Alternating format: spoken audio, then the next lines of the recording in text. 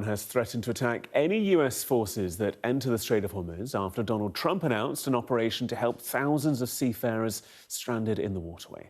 The Pentagon says 15,000 troops will be involved in the mission. It's the US president's latest attempt to break Iran's stranglehold over the strait, with global shipping effectively at a standstill and energy prices continuing to spiral upwards.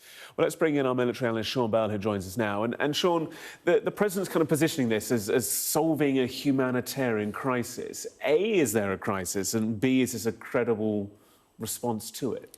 Yeah, good morning, Gareth. I mean, in context, there are, we understand, about 2,000 vessels stranded. That's 20,000 crew there, according to the International Maritime Organization. As you say, Trump sort of positioned this as a humanitarian, we're saving the ships.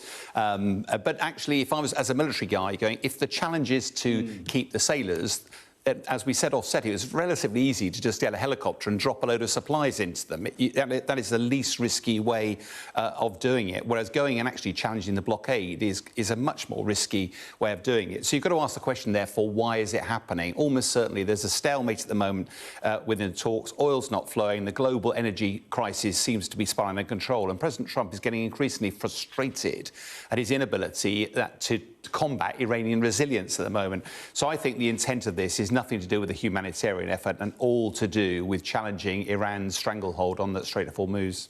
So if the rationale isn't quite as being as presented, what's the way that it will then be executed? Is there any prior form for doing something like this?